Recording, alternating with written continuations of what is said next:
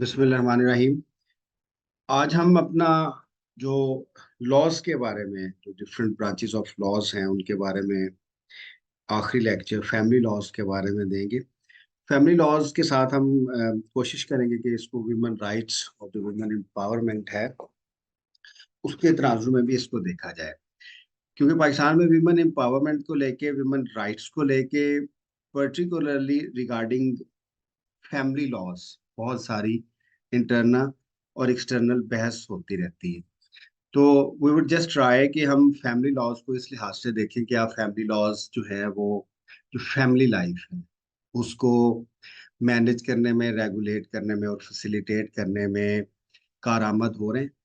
तो सबसे पहले what you will be knowing कि what is family law. Family law क्या है?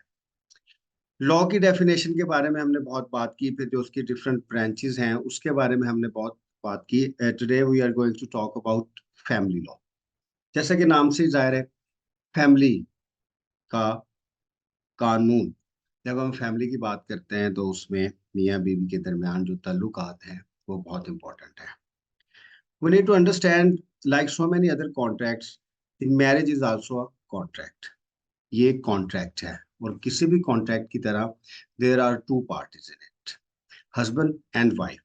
तो उनकी मैरिज से लेके मेंटेनेंस तक, और अगर उनके डिवोर्स के इश्यूज हैं और डिवोर्स के इश्यूज, फिर फैमिली में बच्चे भी शामिल हैं, फिर बच्चों की विजिटेशन राइट से लेके, गार्डियनशिप से लेके मेंटेनेंस के सारे मसाइल जो हैं वो फैमिली लॉज में आएंगे। किसी भी रियासत का बुनियादी यूनिट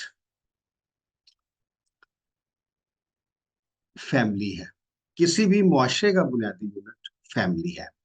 तो अगर हमने किसी भी मुआशरे की हेल्थ, सेहत के बारे में बात करनी है, वी मस्ट बी नोइंग कि वहाँ का फैमिली स्ट्रक्चर क्या है, फैमिली सिस्टम क्या है, फैमिली सेटअप क्या है, और फैमिली लॉज क्या है। The health of society is directly dependent upon the functionality of family laws. अब फैमिली लॉज के ऊपर दो तरह का क्रिटिसिज्म है। क्या फैमिली लॉज इस नेचर, पर्पस और स्ट्रक्चर में होने चाहिए कि जो फैमिली लाइफ है वो बेहतर हो, कम्पैक्ट हो, या इस लिहाज से होने चाहिए कि उसमें पार्टीज को बहुत ज्यादा इंडिपेंडेंस हो? आई हैव बीन सिविल जज, तो मैंने थोड़े से ये इश्यूज देखे हैं। उसमें व्हाट आई हैव सीन के एक मखसूस टाइम में इमोशनल स्ट्रेन होता है, तो आई हैव सीन मैनी फैमिलीज, बहुत सी फैमिलीज जो हैं वो फैमिली लॉज की वजह से सेपरेट होती हुई मैंने देखी है। लेकिन इवन ड्यूरिंग दो सूट्स मैंने ये भी देखा है कि फिर उन्होंने एक दूसरे की तरफ राब्ता भी किया है। पाकिस्तान के जो फैमिली लॉज हैं उस पे जो सबसे पहला क्रिटिसिज्म आता है वो जो इस्लामिक स्कॉलर्स हैं उनकी जानिब से आता है। A number of them think के जो फैमिली लॉज हैं पाकिस्तान के, उनकी बहुत सी जो प्रोविजंस हैं वो जो इस्लामिक प्रोविजंस हैं, या जो इस्लामिक सब्सटेंटिव प्रोविजंस हैं उनसे मुताबिकत नहीं रखती, बल्कि जो ब्रिटिश लॉ है उसमें थोड़ी सी अमेंडमेंट करके उसको नाफिजुल अमल किया गया है। अयूब खान के दौर में 1961 में Muslim family laws ordinance 1961 promulgate हुआ, इनफोर्स हुआ। तो when you talk about family laws in Pakistan, तो you must be knowing कि जो 1961 में मुस्लिम फैमिली लॉज ऑर्डिनेंस है 1961, वो सब्सटेंटिवली क्या कहता है, फिर जाहिर है उसके नीचे रूल्स भी बने जिन्हें हम मुस्लिम फैमिली लॉज रूल्स 1961 कहते हैं। ये बहुत छोटा सा आर्टिकल है, 3 से 4 पेजेस का। ये अगर आप पढ़ेंगे तो you will be getting the idea कि जो फैमिली लॉज के स्पिरिट है, एलिमेंट्स हैं, थीम्स क्या है। फैमिली लॉ की जब हम बात करते हैं, हम थोड़ा सा फैमिली लॉज के बारे में अब जरा ब्रेनस्टॉर्म करते हैं कि कहाँ से ये शुरू होता है।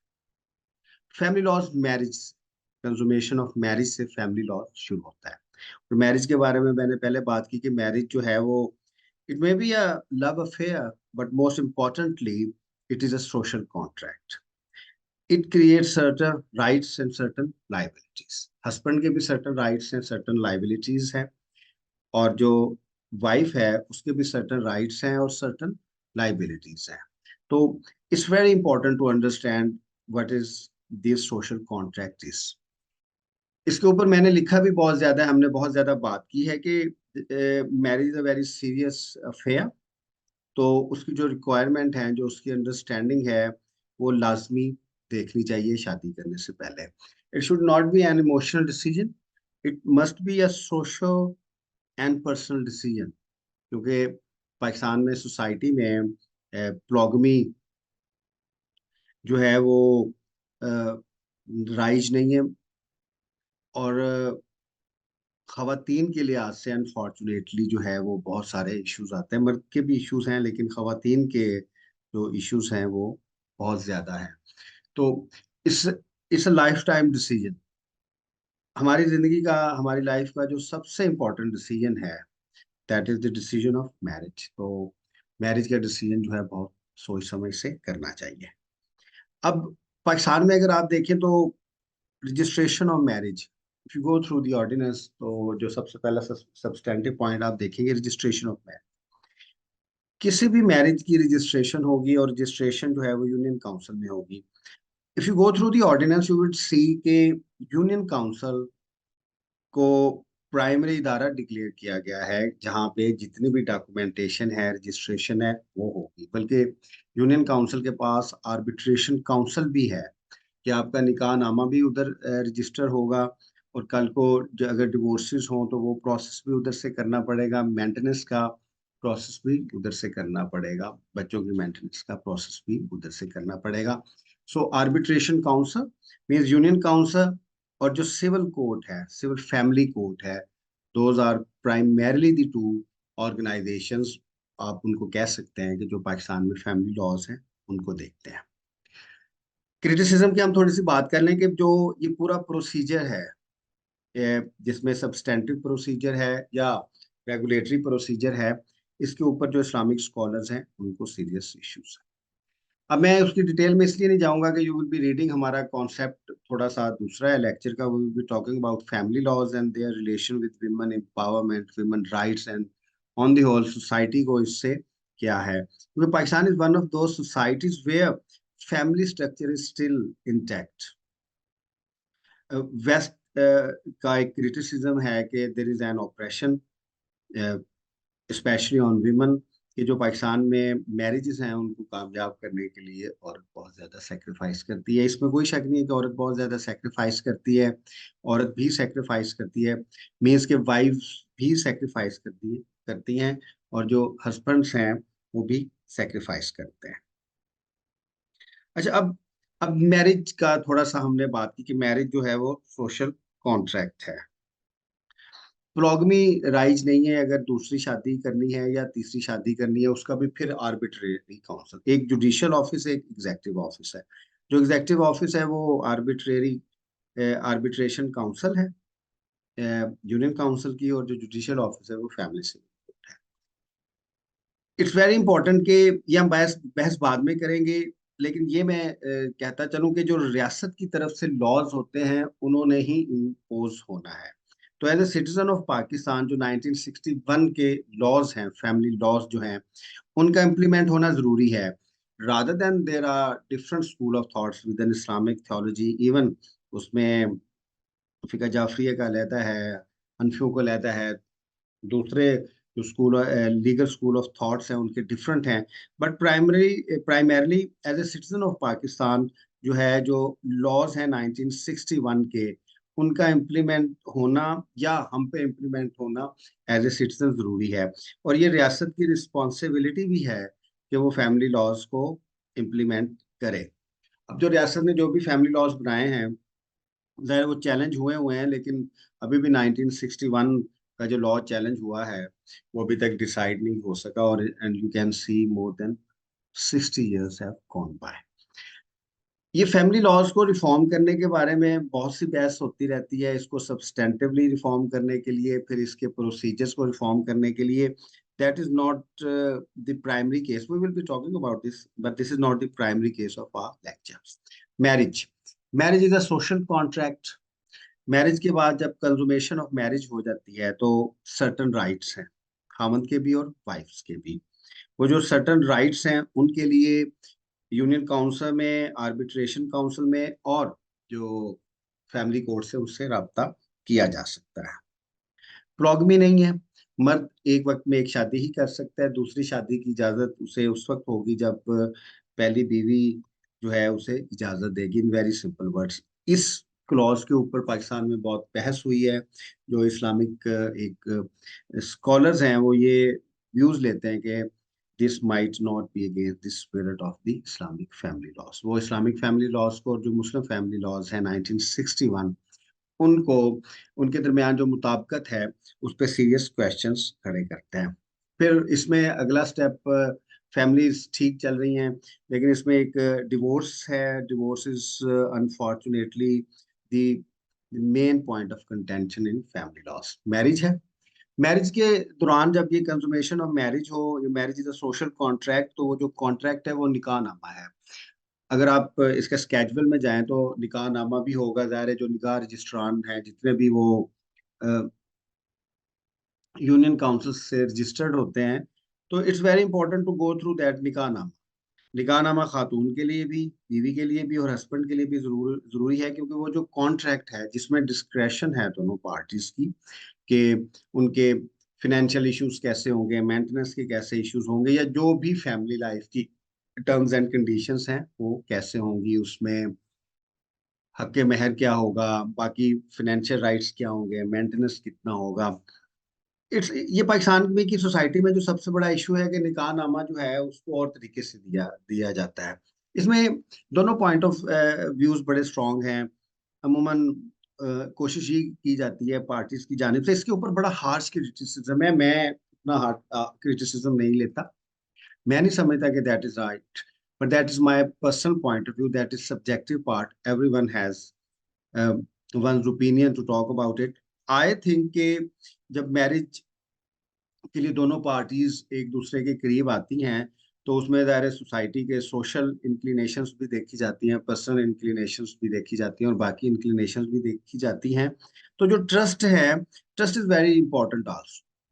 तो व्हाट आई हैव सीन के अगर आप इस सोशल कॉन्ट्रैक्ट को बिल्कुल कमर्शियल कॉन्ट्रैक्ट में बदलेंगे, ये मेरा जाती पॉइंट ऑफ व्यू है, people might criticise it, they have the right to criticise it, लेकिन अगर एक सोशल कॉन्ट्रैक्ट को, जो एक इंटीमेसी का कॉन्ट्रैक्ट है, अगर इसको कमर्शियली देखा जाएगा, I have the experience because I have chaired so many cases, तो वो एक कमर्शियल कॉन्ट्रैक्ट अगर हम इसको बनाएंगे तो फिर जो एक फैमिली की आपस में चलने के लिए दो बुनियादी एलिमेंट्स हैं मेरे नज़दीक, एक मोहब्बत और दूसरी केयर, उस पर फर्क आ सकता है। Because our society is not groom. अगर हमारी सोसाइटी उस लिहाज से ग्रूम नहीं हुई तो फिर देयर आर सीरियस इश्यूज। लेकिन मुझे ये भी पता है कि निकाह नामे को लेके खवातीन के साथ बहुत ही ज्यादा एक्सप्लॉयटेशन होती है, क्योंकि at least certain social and financial securities जो है वो खवातीन को देनी चाहिए। निकाहनामा जो है that is very important document of family loss. ये हमारी लाइफ का भी बहुत इंपॉर्टेंट एक डॉक्यूमेंट है, क्योंकि डेफिनेटली मोनोगमी है। एक किस्म के जो फैमिली लॉज हैं वो पाकिस्तान में शादी को मोनोगमी उन्होंने बना दिया है। अगर खवातीन को, वाइफ्स को थोड़ी सी इसके बारे में, फैमिली लॉज के बारे में अवेयरनेस हो तो यू वुड बी सीइंग के पाकिस्तान में अब मोनोगमी है। पोलोगमी लॉज एटलीस्ट अलाउ नहीं करते, और I don't see, I haven't found women के वो इजाजत देते खावन को दूसरी शादी करने के लिए। Special circumstances are there. जो इस्लामिक स्कॉलर्स हैं, या इवन अगर आप इन सारे लॉज को देखेंगे तो आप यू फील के ये खवातीन की प्रोटेक्शन और बच्चों की प्रोटेक्शन के लिहाज से इम्पोर्टेंट भी हैं और इंक्लिनेशन भी रखते हैं खातून की जानिब। मर्दों के लिए ये लॉ जो है, अगेन सब्जेक्टिवली, ये थोड़ा सा लॉ टफ है, वो हम आगे जाके बात करेंगे। लेकिन अगर ये खवातीन को सिक्योर कर रहा है, प्रोटेक्ट कर रहा है, तो आई आई सपोर्ट इट कि ऐसे ही होना चाहिए। डिसोल्यूशन ऑफ मैरिज में ज़ाहिर है ये भी निकाह नामा डिटरमिन करेगा कि प्राइमरीली मर्द का राइट तो है ये, वो और इसको वो एक्सरसाइज भी करता है, ये भी एक पॉइंट ऑफ कंटेंशन है। लेकिन निकाह नामा में ये राइट जो है ये बीवी को भी दिया जा सकता है। Seen so many wives now कि वो इसका लेती हैं, लेकिन जाहिर है अब कानून में खुला का एक बहुत ही आसान आ गया, एक औरत को भी ये राइट मिल गया। उसके अलावा ज़ाहिर है जुडिशल डिवोर्स भी है कि खुला के जरिए भी बड़ी आसानी से खवातीन अगर कोर्ट्स में जाएं तो वो खुला ले सकती हैं और मैरिज जो है वो डिसॉल्व हो सकती है। जो डिसोल्यूशन ऑफ मैरिज है उसके जो डिफरेंट एस्पेक्ट्स हैं वो भी लॉज में इंपॉर्टेंट है, उनके ऊपर भी कंटेंशन है, बट आई थिंक के वो वर्किंग कर रहे हैं। एंड आई आल्सो बिलीव कि if female and male, if husband and wife, it's very difficult for them कि अगर उन वो नहीं रह सकते आपस में तो they can dissolve there marriage. लेकिन इसमें what I have experience, what I have scene कि अगर बच्चे हों तो बच्चों का बहुत ज़्यादा नुकसान होता है। तो कोर्ट्स की भी अमूमन यही कोशिश होती है, फैमिलीज की भी यही कोशिश होती है। इसके ऊपर भी बहुत क्रिटिसिज्म है क्योंकि we live in a different society. तो जो वेस्टर्न सोसाइटी के इम्पैक्ट्स हैं वो पाकिस्तान की सोसाइटी में नहीं आ सकते। But I think if a pair has a kid, तो शादी जो है वो अनटिल अनलेस के इट बिकम्स अ हेल्थ, शादी कंप्रोमाइज के साथ चलती रहनी चाहिए क्योंकि we must see it is a social contract. तो व्हाट आई बिलीव के शादी से पहले ही इस कॉन्ट्रैक्ट के ऊपर इतनी मेहनत करनी चाहिए या इतनी देखभाल करनी चाहिए कि बाद में ये कॉन्ट्रैक्ट जो है मैरिज वो चलता रहे।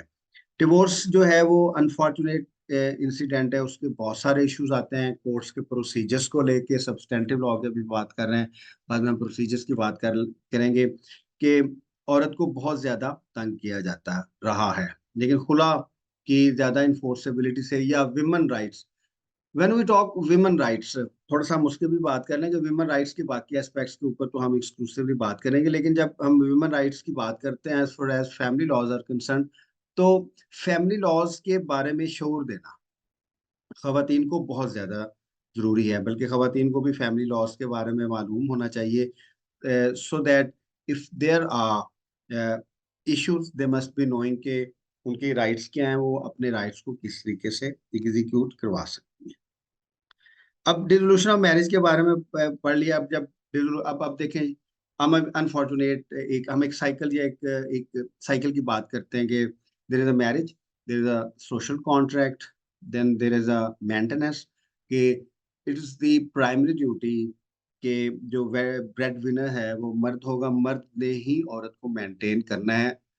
ये भी डिपेंड करता है कि अदरवाइज कोई चीज लिखी तो नहीं गई निकाह नामे में, क्योंकि कॉन्ट्रैक्ट है तो निकाह नामे में कुछ भी लिखा जा सकता है। बट जो एक लीगल प्रेसिडेंट है या इस्लामी के लिए भी अगर आप बात करें तो मेंटेनेंस जो है या जो घर को मेंटेन करना है बच्चों के लिहाज से और वाइफ के लिहाज से, ये हस्बैंड ने करना है। इट डज नॉट मीन कि औरत जो है वो कमाती है या नहीं कमाती। हमारी जो फैमिली लाइफ है, जो हमारी सोशल फैमिली लाइफ है, अ, उसमें फैमिली का सरबराह मर्द है।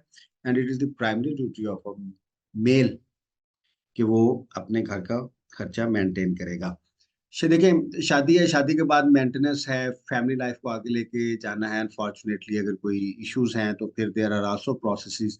और अगर चीज़ें डिवोर्स की जानिब जाती हैं और डिवोर्स के प्रोसेसेस होते हैं तो उसके बाद ज़ाहिर है उसमें जहेज है, डाउरी है, जितने भी मर्द गिफ्ट देता है वो सारे के सारे लॉज के तहत, क्योंकि ये लॉज के ऊपर बहुत सी जजमेंट्स आ चुकी हैं। सुप्रीम कोर्ट की बहुत सी जजमेंट्स हैं जिन्होंने मुख्तलिफ चीज़ों को फिनैलिटी दे दी है, क्योंकि लॉज ये थोड़े एम्बिगुअस हैं। इसमें फिर सेक्टेरियन एलिमेंट भी है, फिर इस्लामिक एलिमेंट भी है। तो there are so many judicial settlement of these laws.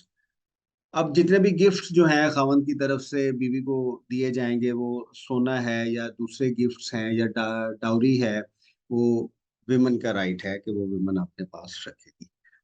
Dowry जो है वो एक सोशल, मैं उसको एवल समझता हूँ। मेरा नहीं ख्याल कि मर्द जो हैं और उस कॉन्ट्रैक्ट में मर्दों को, हस्बैंड्स को डाउरी देनी चाहिए। लेकिन it's right of a women की डाउरी अगर वो लेके आई है तो ईच एंड एवरी जो उसका यूटेंसिल है वो उसको वापस लेके जाए। एंड मोस्ट इम्पोर्टेंटली जितने भी मर्द ने उसको शादी से पहले, शादी के बाद जितने भी गिफ्ट्स दिए होते हैं, those gifts are the property of the wife and these laws law women to keep them. मर्दों के पास ये पावर्स नहीं है कि वो उनसे ले सके। अच्छा, इसके अलावा बहुत सी अब अनफॉर्चुनेटली डिवोर्स के बाद ये जो जितने भी मटेरियल चीजें हैं उसके बाद जो मोस्ट इम्पोर्टेंट थिंग है आई थिंक जो एक सबसे मुश्किल पार्ट है वो बच्चों का है, बच्चों की कस्टडी का है। जो उसका नेचुरल गार्डियन है वो मर्द है, लेकिन जाहिर है हमारे इस लॉज में, जहाँ पे मैं समझता हूँ कि औरत को बहुत ज्यादा एडवांटेज है, प्रोटेक्शन है, फीमेल को बहुत ज्यादा प्रोटेक्शन है। इसको अगर मैं एक लम्हे में कहूँ कि बच्चे जो है हर सूरत में वो माँ के साथ जाएंगे until certain ages, for girls and for boys. और उसमें भी जो बच्चे हैं वो बाद में भी जब कोर्ट्स के सामने जाते हैं वो माँ के साथ ही जाना चाहते हैं। तो डिवोर्स का जो जहाँ पे औरत को बहुत ज्यादा नुकसान है, उस पे मर्दों को भी बहुत ज्यादा नुकसान है, ये हस्बैंड्स को भी बहुत ज्यादा नुकसान है कि वो अपने बच्चों से महरूम हो जाते हैं। इट मीन्स कि औरत को प्रोटेक्शन दी गई है in terms of financial help, in term of maintenance. फिर बच्चों की गार्डियन भी औरत या वाइफ या माँ बनती है, और उस बच्चों की जो सबसे ज्यादा इश्यूज आते हैं, जो सबसे ज्यादा केसेस आते हैं, वो बच्चों की मेंटेनेंस के बारे में आते हैं। कि जो अमूमन फादर्स हैं वो बच्चों को मेंटेन नहीं करते, जिसके लिए खवातीन या वाइफ, जो एक्स वाइफ, उनको बहुत सारे इश्यूज आते हैं। लेकिन अब लॉज की इम्प्लीमेंटेशन बेहतर हो गई है। बहुत से, मोर देन 90% जो फादर्स हैं, बाप हैं, दे ट्राई के वो मेंटेनेंस देते रहें। इसमें ज़ाहिर है फिर वो अपनी एक्स वाइफ जो है उसकी उसको मेंटेनेंस नहीं देंगे, लेकिन जो बच्चे हैं उनको मेंटेनेंस लाजमी मिलेगी। इसके साथ जो दूसरा इशू आता है जिसके ऊपर बहुत ज्यादा कॉम्प्लिकेशंस आती हैं, वो विजिटेशन राइट्स हैं बच्चों के। कि व्हाट आई हैव एक्सपीरियंस के जो मदर्स हैं वो कोशिश करती हैं कि बच्चों का मेंटेनेंस ले ले, लेकिन वो फिर बाप से बच्चों को मिलने नहीं देती। ये बहुत सारी एप्लीकेशंस आती हैं, विजिटेशन राइट्स का बहुत सारा इशू है। फिर विजिटेशन राइट्स जो हैं वो अमूमन कोर्ट्स के अंदर होते हैं, कोर्ट्स रूम है, अगर आप फैमिली कोर्ट्स के साथ अटैच है। छोटे शहरों में नहीं है, लेकिन लाहौर में, बड़े शहरों में है। वहाँ पे फिर फैमिली का आना, बच्चों को आना। So ultimately ultimately what I have scene कि जो बच्चे हैं वो माँ की तरफ चले जाते हैं, और बाप का आहिस्ता आहिस्ता इंटरेस्ट खत्म होता जाता है। और व्हाट्स एनदर प्रॉब्लम हमारी सोसाइटी की ये है कि अनफॉर्चुनेटली कि अगर औरत की दूसरी शादी हो तो फिर ये औरत के जो बच्चों के बहुत सारे राइट्स हैं ये नहीं हो सकते। उसमें इफ्तिखार चौधरी साहब की एक बहुत अच्छी जजमेंट थी बच्चियों बच्चियों को लेके, वो अब एक स्टैंडिंग जजमेंट है दैट इज बीइंग इम्प्लीमेंटेड, कि अगर बच्ची हो तो अगर औरत दूसरी शादी करेगी तो वो ज़ाहिर है बाप को मिल जाएगी। इस लिहाज से ये इट्स वेरी पेनफुल एक्सपीरियंस। लेकिन इसमें मोस्ट इम्पॉर्टेंटली ये है कि जो 1961 के लॉज हैं, मैं जाती तौर पे इनको बेहतर लॉज समझता हूँ। ये टिल्ट बेशक करते हैं खवातीन की तरफ, लेकिन खवातीन को बहुत सारे इश्यूज हैं जिसकी वजह से एटलीस्ट उनकी फाइनेंशियल सिक्योरिटी जो है वो उसमें बेहतर तरीके से हो सकती है। और इम्पोर्टेंटली कि अब थोड़ा सा एवोल्यूशन हुआ है, और थोड़े ये जुडिशियल जजमेंट्स आने से भी ये लॉज थोड़े से बेहतर हुए हैं। गार्डियनशिप के इश्यूज हैं, इट्स वेरी डिफिकल्ट। इफ देखिए, अब एक कॉन्ट्रैक्ट हुआ था, उसमें माँ है, उसमें हस्बैंड है, वाइफ है, फिर अगर उनके बच्चे आ गए, तो अगर हस्बैंड और वाइफ का अगर कॉन्ट्रैक्ट खत्म होता है तो उनकी जो एक ज्वाइंट प्रॉपर्टी है बच्चों की सूरत में, उसको लेके भी जो रूल्स और रेगुलेशंस अपनी जगह मौजूद हैं, लेकिन ये हमेशा एक प्रॉब्लमेटिक चीज रही है। और जो बच्चे हैं इस लिहाज से वो सफर बहुत ज्यादा करते हैं। अब अगर हम अब विमेन राइट्स को लें तो विमेन प्रोटेक्टेड है इन राइट्स की वजह से, कि फाइनेंशियल प्रोटेक्शन भी उसको मिल गई, उसको फैमिली प्रोटेक्शंस भी मिल गई, और जो बच्चों की प्रोटेक्शंस भी उसको मिल गई। लेकिन कुछ सोसाइटी के सीरियस इश्यूज हैं। अब जब हम सोसाइटी की वैल्यूज की बात करते हैं तो वी हैव ऑलरेडी अंडरस्टूड के जो सोशल वैल्यूज हैं दोज आर नॉट लॉस। अगर उनमें से कोई लॉ बन जाए दैट इज समथिंग एल्स। इन लॉज की एग्जीक्यूशन भी अब बहुत अच्छी हो गई है, कंपैरेटिवली बढ़ती जा रही है। पहले इन एग्जीक्यूशन को सीरियस नहीं लिया जाता था, ये बहुत से केसेस आते थे दूसरी शादी के, तो उसके ऊपर अपील्स थी, थोड़ा सा फाइन होता था, और वो मैनेज हो जाता था। लेकिन आहिस्ता आहिस्ता इसकी एग्जीक्यूशन बेहतर होती जा रही है, दो तीन जगह पे अच्छी सजा हुई है। सो the the family laws are primarily the laws to protect the marriage life। उस लिहाज से ये हमारे फैमिली लॉज हैं। अब हम थोड़ा सा इसको आगे लेके चलते हैं कि क्या फैमिली लॉ, क्या ये फैमिली लॉज की वजह से हमारी फैमिली जो है वो बेहतर हुई है? क्या ये सपोर्टिव रहे हैं, क्या ये प्रोटेक्टिव रहे हैं? बिल्कुल। मेरे ख्याल में ये लॉज जो हैं, इन लॉज के ऊपर कभी बात नहीं हुई पाकिस्तान में। इन लॉज के ऊपर फिर जाहिर है, आप अगर 19 जो 64 में है फैमिली कोर्ट्स एक्ट है 1964 का, और जो रूल्स है 1964 के, उसमें अगर आप सिविल कोर्ट्स के प्रोसीजर्स देखें, उनकी स्टैब्लिशमेंट देखें, उनकी पावर्स देखें, उनकी एग्जीक्यूशन की पावर्स देखें, तो ये ये काफी अच्छा काम हुआ है, क्योंकि इसका प्रोसीजर है, इसमें फिर कानून शहादत कुछ प्रोविजंस के अलावा, या जो सीआरपीसी है कुछ प्रोविजंस के अलावा वो इम्प्लीमेंट होता है।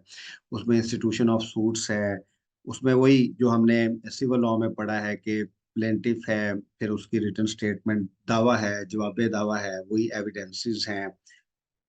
उस लिहाज से फिर इश्यूज फ्रेम होते हैं और इस्टेब्लिशमेंट होती है किसी भी चीज को लेके, चाहे मेंटेनेंस है चाहे दूसरा है। इसमें कुछ चीजें ऐसी हैं कि बच्चों की कस्टडी को लेके बहुत ज्यादा कंटेंशन होती है, और कुछ कंटेंशंस ऐसी हैं कि जो वेलफेयर ऑफ माइनर है वो बहुत इम्पोर्टेंट है। उसको लेके जब क्रॉस किया जाता है दोनों पार्टीज की जानिब से, तो दोनों पार्टीज की जानिब से दूसरी पार्टीज पे सीरियस जो हैं वो एलिगेशंस लगाए जाते हैं, जो अमूमन नहीं होते। हमारी सोसाइटी ऐसी है कि हम मिलते तो शायद बहुत ग्रेसफुली हैं। पाकिस्तान में अगर आप मैरिज का प्रोसेस देखें, मंगनी है उसकी रसूमात हैं, फिर शादी है उसकी रसूमात हैं, एक सोशल कोहेजन है, बहुत ही ज्यादा पॉम्प एंड शो के जरिए हमारी मैरिजेस होती हैं। लेकिन हमारी सोसाइटी का एक इशू है कि हम मिलते तो बड़े अच्छे तरीके से हैं, लेकिन हमें शायद जुदा होना नहीं आता, हम ग्रेसफुली एग्जिट नहीं देते एक दूसरे को। और वो एज ए जुडिशियल ऑफिसर मैंने कोर्ट में ऑब्जर्व किया है कि जो जब हम छोड़ते हैं या बिछड़ते हैं एक दूसरे को, तो वो बहुत ही डिसग्रेसफुल होता है। उसके बाद फिर जो लिटिगेशन आती है, एलिगेशंस आती है, दैट इज समथिंग एल्स। लेकिन प्राइमरीली जो है, चीजें साबित हो नहीं सकती, तो जितने भी इसके एस्पेक्ट्स हैं मैरिज से लेके बाद में बच्चों की कस्टडी तक, उसमें खवातीन प्रोटेक्टेड रहती हैं। अब क्वेश्चन ये है कि इन लॉज के ऊपर सीरियस एलिगेशंस हैं जो हमारे इस्लामिक स्कॉलर्स हैं। अब क्वेश्चन ये है कि क्या रियासत इनको इम्प्लीमेंट कर सकती है? रियासत इम्प्लीमेंट कर सकती है, और रियासत इसको इम्प्लीमेंट कर रही है। जो भी लॉ है उसके बारे में हमने पढ़ा है कि दैट इज इनफोर्सिबिलिटी। और जो एक कॉन्ट्रैक्ट है फैमिली लॉ, दैट एक कॉन्ट्रेक्चुअल लॉ है, तो इसकी इम्प्लीमेंटेशन भी रियासत करवाती है। अगर ये अन इस्लामिक है, तो जो फेडरल शरीयत कोर्ट है हमारी, जिसमें ये केस पड़ा हुआ है, फेडरल शरीयत कोर्ट जो है, that has to decide whether these are Islamic और un Islamic. As long as this is a law, the state must implement it. अगला क्वेश्चन है कि हमारे फैमिली लॉज जो है वो मर्दों के हक में, औरतों के हक में? प्राइमरीली आई बिलीव कि ये फैमिली लॉज जो है, ये फैमिली का जो हमारा एक डिजाइन है उसके हक में है। इसके ऊपर बहुत ज्यादा क्रिटिसिज्म होती है, लेकिन मेरा क्योंकि अपना एक पॉइंट ऑफ व्यू है, इसको आपने अपने लिहाज से लिखना है कि व्हाट यू थिंक, आपने अपनी रीजनिंग देनी है। और अगर आपकी जो रीजनिंग है वो आप उसको देख सकते हैं, क्योंकि basically it is an emotional law. इसमें इस लॉ को इम्प्लीमेंट करते हुए इतने इमोशंस हैं, the emotion of a father, the emotion of a mother, the emotion of a family. इसमें फिर लव अफेयर्स हैं, फिर इसके साथ जो है वो हेट अफेयर्स भी हैं। एक लव अफेयर मैरिज की सूरत में शुरू होता है, और अगर अनफॉर्चुनेटली उसमें डिवोर्स हो जाए, तो आई हैव सीन हेट। इसमें बड़े इमोशंस हैं। This is the most difficult law to implement everywhere across the world, because it has love emotions. बच्चों के इसमें है, फादर इसमें बाप है, माँ है, बच्चे हैं, तो it's not that easy. But on the whole when I see them कि ये खवातीन को प्रोटेक्ट करते हैं। अब प्राइमरी क्वेश्चन है, क्या बच्चा माँ के साथ होना चाहिए, बाप के साथ होना चाहिए, दोनों के साथ होना चाहिए? लेकिन अगर ऐसी सिचुएशन आ जाए कि even if you are a civil जज एंड आई आस्क यू कि बच्चा माँ के साथ होना चाहिए कि बाप के साथ होना चाहिए, तो most of you would be saying कि माँ के साथ होना चाहिए, क्योंकि जो माँ की मोहब्बत है वो बाप की नहीं हो सकती। प्राइमरली तो दोनों की होनी चाहिए। और हमने ये देखा है कि मर्द दूसरी शादी के लिए जाता है, फिर उसमें बच्चे जो हैं वो ज्यादा प्रॉब्लमेटिक या ज्यादा शिकार होते हैं मसलहत का। तो जो वेलफेयर ऑफ माइनर है, what we see as a human being कि वो खवातीन के साथ जानी चाहिए। अब इसके ऊपर बहुत से इतराजात आते हैं मुख्तलिफ कॉर्नर्स की जानिब से, दैट इज समथिंग एल्स। अच्छा, इसके बाद हम इसका देख, क्या ये इन्फोर्स होते हैं? बिल्कुल ये इन्फोर्स होते हैं। खास तौर पे अब इसका समरी कुछ प्रोसीजर्स हैं, कुछ सर्टन राइट्स हैं, क्योंकि ये अब इसके ऊपर जुडिशियल जजमेंट्स आ चुकी हैं। इसमें अब वो एक पूरा पैटर्न बन गया। अब खुला के केसेस ने, अब सबको पता है कि it is enough to file खुला सूट। खुला का सूट हो गया तो जाहिर है एक जुडिशियल डिवोर्स जो है वो मिल जाएगी।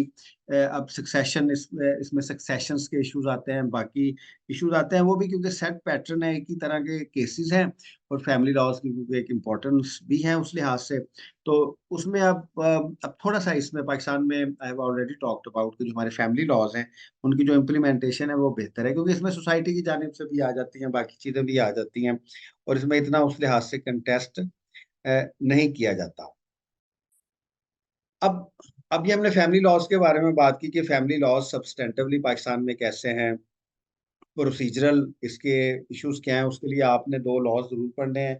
जो हमारा मुस्लिम फैमिली लॉज है 1961 का, और उसके तहत जो रूल्स हैं 1961 के, और जो द फैमिली कोड्स एक्ट है 1964 का, और उसके जो रूल्स हैं, प्राइमरली ये जो लॉज हैं ये बने थे एक डिक्टेटोरियल टाइम में, जब अयूब खान साहब जो थे वो चीफ एग्जेक्टिव थे पाकिस्तान के।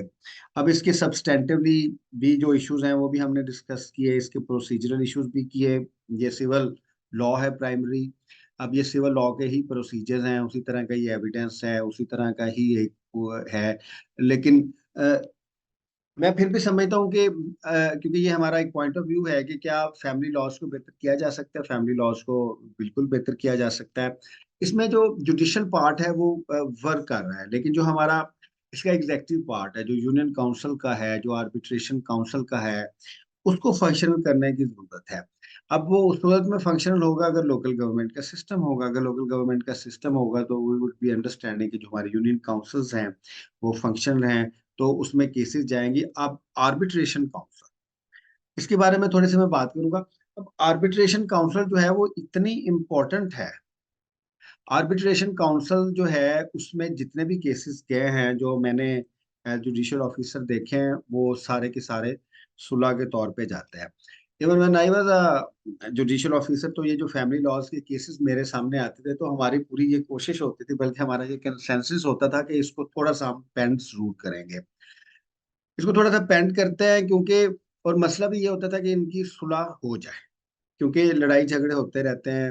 लड़ाई झगड़े होने के बाद both nowadays I think both the male and the female, the husband and the wife become fierce। इसमें बड़ी इमोशनल चीजें होती हैं, तो उसमें अगर फैमिली सपोर्ट हो, बाकी चीजें हो, तो ये ये फैमिली लॉज के जरिए या एक फैमिली प्रोटेक्शन के जरिए हम रिश्ते चला सकते हैं।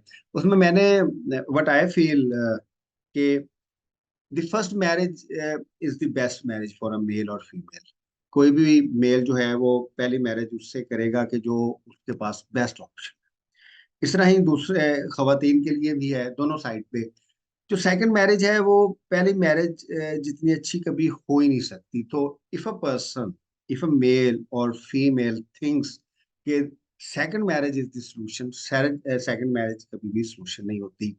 कि जो एक डिवोर्स विमेन है या एक जो डिवोर्स मेल है, अ, वो उस तरीके से mostly as a pattern what I am saying to you, वो उस तरीके से उस तरह के social contracts, marriage social social contracts नहीं कर सकेगा जो वो फर्स्ट मैरिज के टाइम करता है।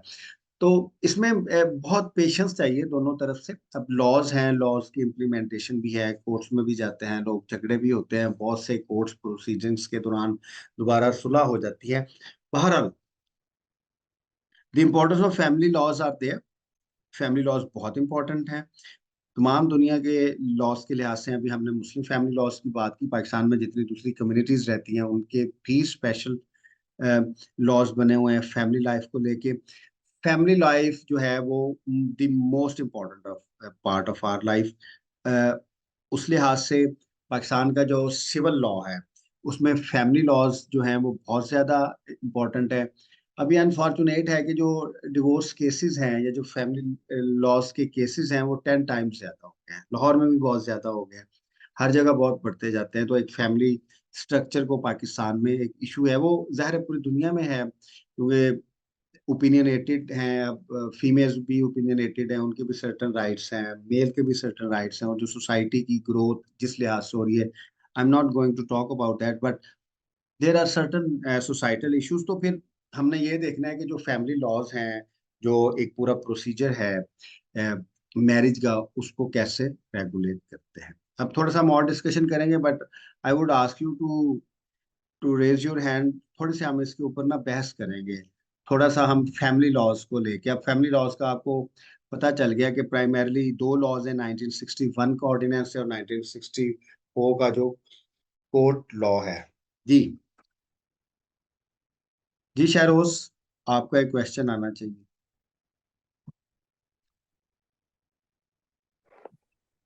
अस्सलाम सर। जी जी। मैं वो अभी ऑर्डिनेंस देख ही रहा था, मुझे एक्चुअली थोड़ा सा ना आ रहा था कि सर आपने बात की डिफरेंट सेक्ट्स की स्टार्ट में ना, तो मैं हम्म। रिसेंटली मैंने आर्टिकल पढ़ा था, उसको मैं माइंड में रख के देख रहा था। अहमदिया जो कम्युनिटी है हमारी, उसको इस जो हमारा ये ऑर्डिनेंस है इसमें किधर प्लेस किया। मुझे तो वैसे जल्दी जल्दी कुछ फाइंड नहीं हुआ, तो इस पे आप कमेंट कीजिएगा। और सर जो एज ऑफ मैरिज है, ये स्टार्ट पे इसने बताई हुई है, मेल की 18 है और फीमेल की 16 है। ये मेरे ख्याल से सिंध का जो हमारा मैरिज एक्ट है उसके साथ तो कंट्राडिक्ट करती है ना, अच्छा उसके लिए ये तो मैं दोनों। अच्छा, ये अब चारों सूबों के ना मैरिजेस एक्ट्स हैं, पंजाब का भी, सिंध का भी, दूसरे का भी डिफरेंट। अब ये जो मे इफ वी टॉक, इसके ऊपर भी बहुत ज्यादा कंटेंशन है कि कौन सी मैरिज एज होनी चाहिए। बाबर स्टार साहब की जजमेंट आई है 1 साल पहले ना, उन्होंने उसमें ना, उसमें क्योंकि पंजाब की हद तक, मैं बल्कि आपको अपना एक्सपीरियंस बताता हूँ कि मैं जब ह्यूमन राइट्स में काम कर रहा था, तो इसी के ऊपर हमारी एक तमाम डिपार्टमेंट्स की मीटिंग हुई। आई रिप्रेजेंटेड माय डिपार्टमेंट, तो उसमें I just gave this point of view के बाबर सार साहब की जजमेंट आई है। तो बाबर सार साहब की जो जजमेंट है उसके लिहाज से जो एज ऑफ पुबर्टी है दैट शुड बी 18 ईयर्स, वो उन्होंने उन्होंने उसमें इस्लामाबाद हाई कोर्ट का एक डिसीजन आया था, तो मैंने ये कह दिया। तो फिर बाद में जब उसके मिनट्स है, सरकार कैसे काम करती है, उसमें मिनट्स ये है कि मैंने उधर कहा है कि 18 साल एज होनी चाहिए। तो फिर वो जब सेक्रेटरी साहब ने पढ़ा, तो उन्होंने कहा ये तो एक बहुत बड़ा इशू आ जाएगा, क्योंकि इसको लेके तो बड़ी कंटेंशन है। तो फिर हमने उसका रिमाइंडर भेजा कि जी हमने नहीं कहा, हमने एक रिलायंस लिया था कि 18 साल है। तो सिंध में हुआ है काम, सिंध में बहुत ज्यादा अच्छा काम हुआ है। सिंध में आप ये कह सकते हैं कि शायद पाकिस्तान में सबसे ज्यादा इनलाइटनमेंट है। जो पहले आपने बात की, जो एक वो अहमदिया है, अहमदिया कम्युनिटी के ऊपर तो ये लगेगा ही नहीं, ये तो मुस्लिम फैमिली और they they are declared non Muslims by the constitution of Pakistan. Second amendment में, लेकिन सर वो एक्चुअली ये है ना कि जो हमारे अब तो सिख का भी फैमिली कुछ ना कुछ निकाहनामा तोड़ है, क्रिश्चियंस का भी है, मुस्लिम्स का भी है, तो ये किसी तरफ भी नहीं पुट किए जा रहे। मैं इस सेंस में एक्चुअली बात कर रहा था।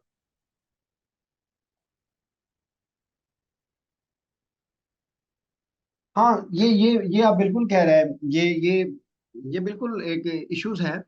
बल्कि उनका अपना ना, मैं क्योंकि चिनाब नगर में मैंने पढ़ाया हुआ है थोड़ा सा अर्सा, जब मैंने शुरू किया I was very young there. उनका अपना एक जस्टिस सिस्टम है, यू माइट बी नोइंग, कि वो उसमें ये मैटर करते हैं। वो पाकिस्तान की लिटिगेशन सिस्टम में चीजें लेके ही नहीं आते। हाँ, लेकिन if it is there demand, तो उनका जो फैमिली सिस्टम है एज पर देयर डिजायर होना चाहिए, लेकिन then again there is a conflict. जी। सर आपने स्टार्ट में एक बात की, तो थोड़ा सा मेरे माइंड में ना उसने डाउट क्रिएट किया।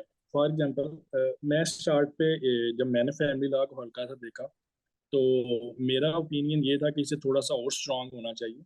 कि अगर मैं पाकिस्तान में देखता हूँ, जैसे ये अभी रिसेंटली डान में था 2012 को, कि 40% जो है वो मैरिटल रेप है और वायलेंस वगैरह वुमेन के साथ। तो आपने स्टार्ट में जब कहा कि मुझे ये कमर्शियल एग्रीमेंट नहीं होना चाहिए, आपने यही वर्ड मेरे से यूज किया था।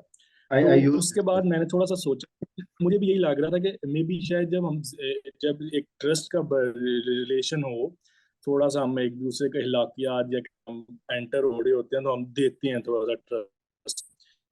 तो अगर हम इसे ज्यादा कमर्शियली देखेंगे तो इट माइट बी कि हमारे माइंड में जो है ना आए कि यार ये तो एक कोई मानने की बजाय हम किसी कमर्शियली डील कर रहे हैं ना, तो बात तो ठीक थी। बट सर जब हम फिर लास्ट पे आपने कहा कि मुझे लगता भी है कि वुमेन्स को राइट मिलने चाहिए, वो सिक्योर हो जाती हैं, जरा एक केयरफुल डिसीजन हो जाता है। उसके बाद सर अगर मैं एक पर्सनली देखूं, मैं अगर अपनी बहन की या बेटी की बात करता हूँ तो आई माइट कि मैं कभी भी इससे जस्ट ट्रस्ट पे नहीं जाऊंगा। मैंने उसका फ्यूचर सिक्योर करना है, और अगर मुझे इतना कैपेबिलिटी है कि मुझे पता है इस सारे निकाहनामे का, तो आई वुड के मैं तो जाऊंगा कमर्शियली हल्का सा देख के कि मैं उसका जो फ्यूचर सेव करूं, और जो स्टैटिस्टिक्स पाकिस्तान के अंदर है, अच्छा, इसमें देन तो आई मस्ट नहीं थोड़ी भाई, सी हम इसके मुझे तो ऊपर, अपना उसका ना future I save. Got it. देखिए, तो जो आप जी जी, जी I got the idea, I got your question, क्योंकि इसके ऊपर बहुत सारी बहस हुई है ना। अब केसेस मैंने बहुत सारे देखे। देखिए, जो मेजोरिटी है वो तो एक स्मूथ सेलिंग है ना। जो लॉस बनते हैं वो तो एक्सट्रीम पोजीशंस की जानिब से बनते हैं ना, एक्सट्रीम के एक एक एक पोजीशन ऑफ स्ट्रेंथ है या पोजीशन ऑफ वीकनेस है। स्मूथ सेलिंग है। मोर देन 90% मैरिजेस इन पाकिस्तान जो हैं वो कामयाब होती हैं। वो कोर्स में तो आती नहीं जा रहे किसी लिहाज से, और शायद उसमें बहुत सी चीजें हैं। देखिए, हमने जब निकाह नामे ऐसे भी देखे हैं जिसमें जो निकाह नामे की शराइत हैं वो मर्दों के लिहाज से बहुत ही टफ है। मीन्स कि हमने ऐसे, थोड़ा सा हम इसमें बहस कर लेते हैं कि there have been love affairs, और वो बड़े मैनेज लव अफेयर्स मैंने देखे हैं केसेस में। उसमें पूरी पूरी प्रॉपर्टी लिखवाई गई है, बड़ी बड़ी चीजें लिखवाई गई हैं, और वो थोड़ी अरसे के बाद जो खातून की तरफ से इस तरीका से हालात क्रिएट किए जाते हैं कि मर्द की जानिब से तलाक दी जाए। अब देखिए, अगर वो औरत खुद जाएगी तो वो बहुत सारी चीजों से महरूम हो जाती है, लेकिन जाहिर है वो मर्द की जानिब से अगर डिवोर्स हो तो उधर उस लिहाज से मैंने कहा है कि जो दो एक्सट्रीम पोजीशंस आती हैं उसमें ये नहीं होना चाहिए। बहरहाल एक औरत की जो फाइनेंशियल प्रोटेक्शन है, क्योंकि वो तो इस्लाम में भी है ना, अब हक मेहर है, मेंटेनेंस है, दूसरी उसकी फाइनेंशियल प्रोटेक्शन है, उस हद तक तो सर, बिल्कुल आपकी होना चाहिए मेरे आवाज नहीं ख्याल आ से। रही मेरे ख्याल से, इंटरनेट इशू की वजह नहीं, अब मेरी आ रही है आवाज आपको?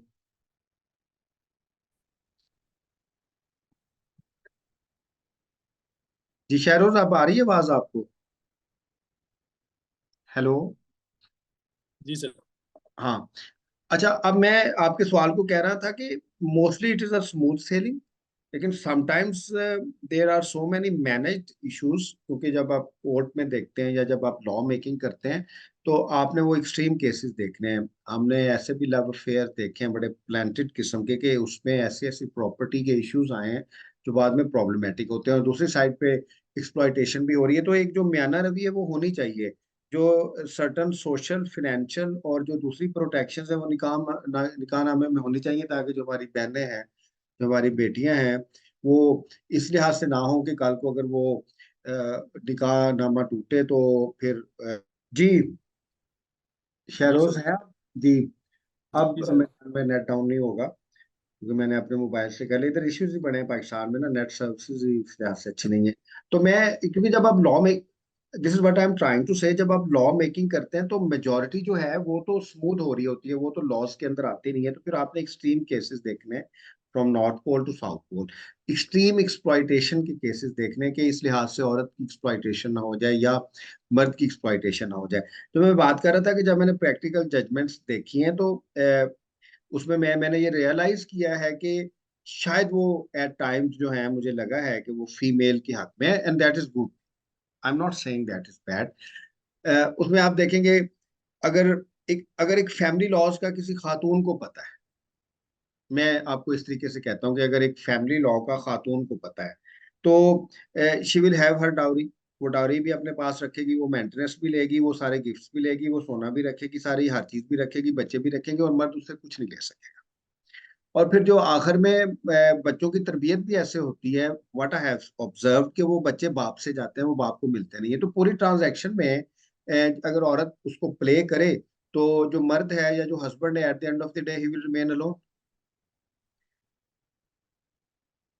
जी शहरोज, इस पे आप क्या कहेंगे?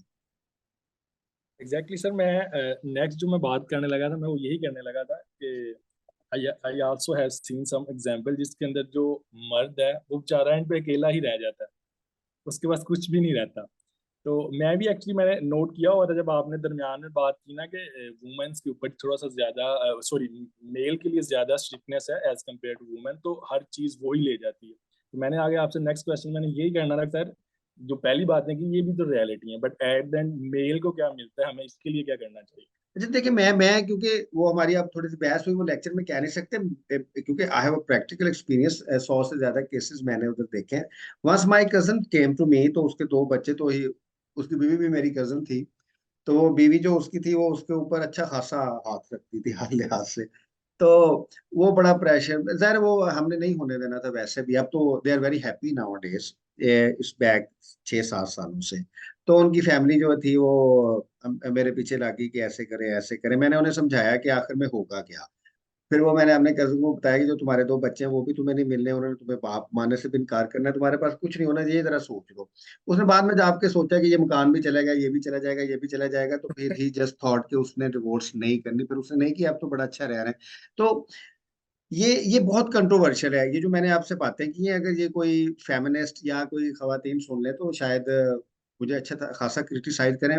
But what I am telling my exactly. Experience, I am telling my experience कि इसके आप थोड़ा सा देख लें कि जितने भी सेपरेशन या डिवोर्सेस के बाद बच्चे हैं, क्या वो बच्चे ब्लैकमेलिंग के तौर पे इस्तेमाल नहीं हुए?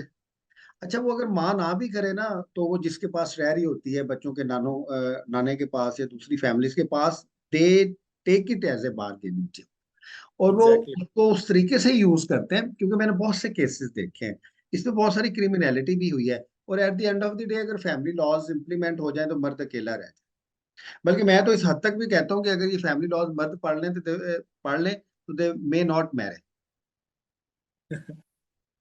अच्छा सर, अब इसमें दो पॉइंट है नेक्स्ट जो मैं डिस्कस करना चाह रहा था। एक सर इसकी इन्फोर्समेंट में कि क्या अब आपने प्रैक्टिकली जो अपने एक्सपीरियंस से बता रहे हैं कि क्या हमारी जो आपने वो स्टार्ट में फर्स्ट किया मेरे ख्याल से के अंदर जो आर्बिट्रेशन काउंसिल है और इसकी जो मुकम्मल फैमिली लॉ की इम्प्लीमेंटेशन है, क्या ये हमारे पाकिस्तान में प्रैक्टिकली हो रही हो है रही एट है। दी लोकल? सबसे सबसे अच्छा, नहीं, लो जुडिशियल इसकी जो इम्प्लीमेंटेशन है वो हो रही है। देखिए, अब अभी अब एक उसकी बुनियादी वजह वो सर्टन जजमेंट्स हैं जिन्होंने लॉ पॉइंट्स डिफाइन कर दिए। ये इतना आसान केस है, इसमें एविडेंस आता ही नहीं। फर्ज करें कि औरत अगर खुला के लिए जाती है कोर्ट में, तो सर्टन जजमेंट्स हैं, वो जो लॉयर है वो सर्टन जजमेंट्स रिफर करेगा, औरत आगे बयान करेगी सिर्फ कि yes I I want it, तो उसके ऊपर तो एविडेंस आएगा नहीं, तो वो हो जाएगा उस वक्त ही।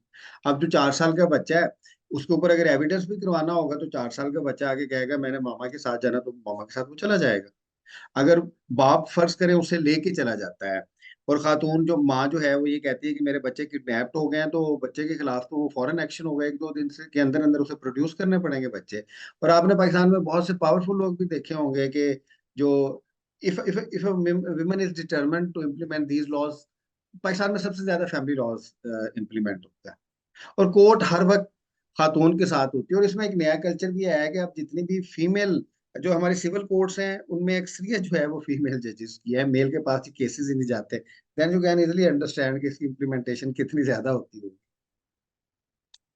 सर ये जैसे कि आपने पहले भी बताया था कि मेरे ख्याल से शरीयत कोर्ट के अंदर चैलेंज भी है ये लॉ जी जो है। जी सर जी। As a Islamic republic of Pakistan जिधर सुप्रीम अथॉरिटी अल्लाह ताला की है, हर चीज़ में अल्लाह ताला। सर पोलीगैमी के बारे में अगर देखें तो अलाउड है in Islam, but you have to equally treat all wives.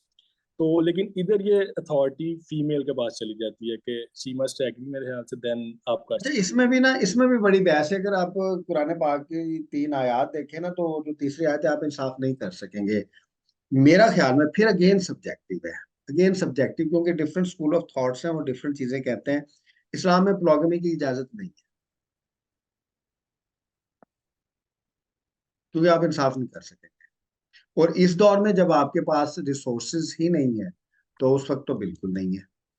देखिए, मेरा नहीं ख्याल कि वो अंडर सर्टन एक्सट्रीम कंडीशंस हैं। Therefore therefore I am in favour of these loss, क्योंकि मैं बुनियादी तौर पे इसको कॉन्ट्रैक्ट के तौर पे देखता हूँ, और रियासत जो है इसको मैनेज करेगी अपने सर्टन राइट्स देने के लिए।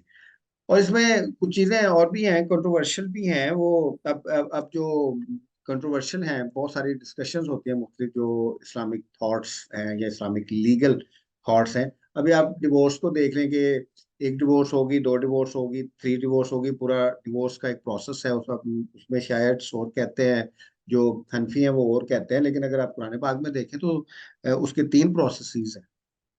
तो जो तलाक सलासा है, मेरा नहीं ख्याल कि दैट दैट इसके ऊपर भी बहुत सारी बहस है। बहुत से जो जय्यद उलमा इकराम है वो कहती हैं हो जाती है, बहुत से कहते हैं नहीं होती। फिर मीन्स के यू नीड टू अंडरस्टैंड इसमें क्या चीजें हैं ये नहीं है। लेकिन मैं फैमिली लॉज को फिर भी ये देखता हूँ कि रियासत को इम्प्लीमेंट करना चाहिए। व्हाट आई आई थिंक, इसको लेके बहुत बहस होती है। लेकिन जो पाकिस्तान के फैमिली लॉज हैं, मैं समझता हूँ कि खवातीन के लिए एक होप, मैं इनको एक उम्मीद समझता हूँ। और अगर खवातीन इन लॉज को इम्प्लीमेंट करवाएं तो मर्द कहीं नहीं जा सकता। सर कमाल भाई आ गए हैं, तो मेरे ख्याल से वो आपको प्रैक्टिकल एक्सपीरियंस के साथ आप इससे क्वेश्चन आंसर कर रहे हैं। Thank you. जी जी जी जी। सर कमाल, जरा फैमिली लॉज का हमारा लेक्चर था तो हम जरा क्वेश्चन आंसर्स में थे। मेरा ख्याल में जो हमारे फैमिली लॉज जो हैं वो अ, औरत के हक में है। आप क्या समझते हैं कि नहीं है हक? अस्सलाम वालेकुम सर। तो जी ये बात सर बिल्कुल दुरुस्त है कि फैमिली लॉज जो हैं वो बिल्कुल वुमेन फ्रेंडली हैं, और वो इस सेकंड जेंडर को बिल्कुल प्रोटेक्ट करने के लिए, फैमिली के इंस्टीट्यूशन को प्रोटेक्ट करने के लिए उनको जनरेट किया गया है। क्योंकि डिस्क्रिमिनेशन इतनी ज़्यादा थी वेमेन के साथ हमारी सोसाइटी में, क्योंकि हम लोग जो हैं वो कन्वर्टीज हैं सारे। तो यहाँ पे जो कल्चरल हमारे अंदर बहुत ज़्यादा जो इनकलकेट हुआ है, जो औरत का स्टेटस है ना, वो अपग्रेड नहीं हो पा रहा उस लिहाज से, खासतौर पे मैरिज के इंस्टीट्यूशन में। तो ये लॉज की एक बड़ी अच्छी एफर्ट है उसमें, अगर वो चाहती हैं तो वो उनको रिलीफ भी मिलता है। और ये किसी तरह जो अनब्रिडल्ड जो लस्ट होती है मेन की या हमारे मेल जेंडर की, उसको किसी तरह ब्रिडल करने की एक अच्छी कोशिश है ये। और हमने देखा इसमें रिलीफ भी मिलता है ख्वातीन। हाँ, मैं समझता हूँ कि जो हमारे फैमिली लॉज है ना, मैं I am great supporter of these laws, क्योंकि इसमें इम्प्लीमेंटेशन भी बड़ी अच्छी है और ये भी बहुत अच्छा है कि अब खवातीन सिविल जजेस इसको देखती हैं। क्योंकि इतना ज्यादा, और जहाँ पे थोड़ा सा मार्जिन भी निकलता है, हमने देखा है कि औरत की बहुत ज्यादा एक्सप्लॉइटेशन है, तो एटलीस्ट दीज लॉ उनको फैमिली लॉज में एक्सप्लॉइट नहीं करवाते। सर इसमें सबसे बड़ी बात जो है वो ये है कि इसकी प्रोसीडिंग्स जो है वो स्ट्रिक्टो सेंसो सीआरपीसी या सीपीसी को फॉलो नहीं करती। इसमें डिस्क्रिशन एग्जैक्टली। जो जज के पास है वो बहुत बहुत वास्ट होता है। इसमें आपका जज है वो सिविल जज भी है, वो आपका मजिस्ट्रेट भी है, वो आपका सुपरवाइजरी रोल भी है उसका। वो आप फौजदारी कवानीन को भी बिल्कुल सेट इन टू मोशन कर सकता है। सिविल नेचर की मामला है, प्रॉपर्टी की अटैचमेंट्स हैं, सारी चीजें हैं। तो वो उस लिहाज से इसमें जो है वो रुकावट प्रोसेस नहीं बनता। बहुत सारी चीजें जो सोल डिस्क्रिशन ऑफ द जज और sole discretion of the plaintiff even, क्यों वुमेन के जो कहने पे ही है सारा प्रोसेस है, उसकी डायरेक्शन चेंज हो जाती है। हाँ। अरे that's good, I have experience it के कोर्ट्स के पास बहुत सबसे ज्यादा पावरफुल कोर्ट फैमिली कोर्ट है मेरे ख्याल में। कैसे ही? यस सर, अंडरस्टूड सर, बिल्कुल बिल्कुल ये बात आपकी बिल्कुल ठीक है। अच्छा, क्योंकि वो सीआरपीसी ले भी सकती है, सीआरपीसी का प्रोसेस नहीं भी करवा सकती, वो एविडेंस का आप कानून शहादत को भी और तरीके से देख सकते हैं। अगर आप दोनों 1961 और 64 के ऑर्डिनेंस और एक्ट देखें, उसमें ये प्रोविजंस वाजे तौर पे हैं। अच्छा, लेकिन इसके ऊपर एक थोड़ी सी ये भी क्रिटिसिज्म होती है कि खवातीन ने अब प्राइमरी तो जो मकसद ये है इन एक्ट्स का, इस पूरे फैमिली लॉज का, कि जो हमारी बहनें हैं, जो हमारी बेटियां हैं, जो एक्सप्लॉइटेटिव फैमिली लाइफ में गुजर रही हैं, उनको रिलीफ मिले। और व्हेन वी टॉक रिलीफ, उनको जस्टिस मिले। तो लेकिन on the other side there are also some incidents के जहाँ पे इन लॉज को मर्दों के खिलाफ भी इस्तेमाल किया गया है इन सर्टन ट्रांजैक्शंस। सर अब आजकल जो एक वेव चली हुई है ना, जो एक वेस्टर्नाइज किस्म का जो फैमिली स्ट्रक्चर को तबाह करने की एक वेव आई हुई है, वो आप देख लें कि जिस तरह हमारी वेस्टर्न सोसाइटीज हैं, हम उनको देखते हैं, वहाँ वहाँ जो फैमिली इंस्टीट्यूशन है वो बुरी तरह से शटर हो रहा है। तो उस सोसाइटी की नॉर्म्स और वैल्यूज और हैं हमारी यहाँ जो बीइंग रिलीजियस सोसाइटी, यहाँ की नॉर्म्स और जो आइडियोलॉजिकल बेसिस हैं, फाउंडेशंस हैं जिन पे ये फैमिली इंस्टीट्यूशन खड़ा होता है, वो टोटली डिफरेंट है उससे। तो वो जो एक रेबिलियस किस्म का एलिमेंट वो आ रहा है, खासतौर पे लिबरलिज्म की जो वेव है, वो इस इन लॉज को, यस बिल्कुल मैं एग्री करूंगा कि इससे एक्सप्लॉयटेटिव हो रहा है। मेल जेंडर बहुत जबरदस्त किस्म का एक्सप्लॉयट होता है। बहुत सारी जो फेक किस्म की कंप्लेंट्स आती हैं और खुला के केसेस इस कदर ज्यादा हो रहे हैं, और उसमें ये है कि उसके एविडेंस तक रिक्वायर्ड नहीं है। Sole statement of the plaintiff पे जो है खुला की डिग्री है वो एग्जीक्यूट हो जाती है उस पे, और इररिवोकेबल डिग्री है, इसको आप रोक नहीं सकते किसी तरह। हाँ, अब देखिए ना, अब खुला हो गई या डिवोर्स हो गई तो वो अब एक लिहाज से एक जैसे ही हो गए, कि मर्द का भी एक प्रोसेस हो गया, क्योंकि डिवोर्स उस वक्त तक नहीं होगी ना जब तक वो आर्बिट्रेशन काउंसिल में नहीं जाएगा। वो बेशक एक दफा कहे, बेशक 1000 दफा कहे, वो एक डिवोर्स होगी। जो डेसोल्यूशन ऑफ मैरिज है डिवोर्स की, वो इन कानून के तहत यूनियन काउंसिल में होती है, ऐसे ही है। जी सर बिल्कुल है। तो अल्टीमेट डिस्क्रिप्शन जो है वो यूनियन काउंसिल के पास होता है। वहां पे आप आर्बिट्रेशन का प्रोसेस जो है वो इनिशिएट होता है। वहां पे जो है दोनों की तरफ से रिप्रेजेंटेटिव तय होते हैं और वहां पे रिकंसाइल करवाने की कोशिश की जाती है। और अगर ये लेट तीन सपोज महीने खुला की डिग्री आप। और तीन जी महीने लगते हैं, मतलब जी बिल्कुल तीन। हाँ, मर्द को डिवोर्स देते हुए 3 महीने लगते हैं। लेकिन अगर औरत ने खुला लेना हो तो उसमें तो फिर एक डेट काफी है। सर उसमें अल्टीमेटली ये है कि यूनियन काउंसिल भी उसमें 90 डेज का प्रोसेस जो है वो उसको किसी तरह ये एग्जॉस्ट करना होता है हर हाल में। अब वो 90 डेज से पहले इसकी जो आपका तलाक मौसर सर्टिफिकेट होता है या तलाक इफेक्टिव सर्टिफिकेट आप उसको कहते हैं, जो यूनियन काउंसिल आपको देती है, उसके बाद ही जो है औरत सब्सिक्वेंट मैरिज कॉन्ट्रैक्ट कर सकती है। तो वो 90 डेज का लैप्स है जो वो अल्टीमेटली औरत को भी फेस करना है यूनियन काउंसिल में जाके। चाहे वो अच्छा वहां पे 15 दिन में खुला की डिग्री ले ले, लेकिन उसके बाद उसको 90 डेज का पीरियड जाके आर्बिट्रेशन काउंसिल में यूनियन काउंसिल पे जाके वहां पे उसको एग्जॉस्ट करना है उसको। इधर एक ऑर्गेनाइजेशन है, मैं उसका नाम नहीं लूंगा, मेरी उनसे एक दफा डिस्कशन हुई तो उन्होंने एक सर्वे किया।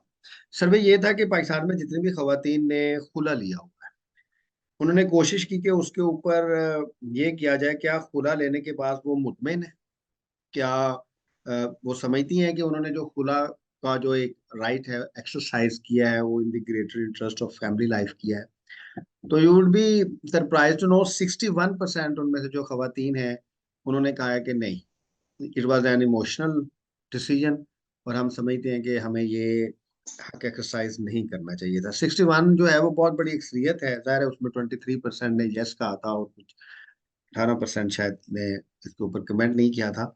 तो इट मीन्स कि व्हेन, चाहे वो मेल है चाहे वो फीमेल है, अगर उसको एम्पावर करते हैं डिसीजन लेने के लिए तो फिर रिस्पॉन्सिबिलिटी भी साथ आती नहीं। तो आपके ख्याल में जो इधर विमेन राइट्स है, let me let me dwells advocate, तो मेरे ख्याल में, या आप समझते हैं कि वो खवातीन बेहतर तरीके से एक्सरसाइज कर रही हैं? सर इस पे जो है वो इमोशनल एलिमेंट है और जो हैजर्ड जो है ना, आप कह लें कि इस पे कि ये जो डिसीजन है जज्बाती तौर पे खुवातीन ले लेती हैं। छोटा मोटा घर के मसाइल आ जाते हैं, कोई किसी की साथ से नहीं बनती और वहाँ को फैमिली के कोई इश्यूज आ जाते हैं, कोई इनकम के इश्यूज आ जाते हैं छोटे मोटे, उनके ऊपर जो है वो इमोशनल डिसीजंस खुवातीन लेके जो आ जाती हैं जरूर कोर्ट में।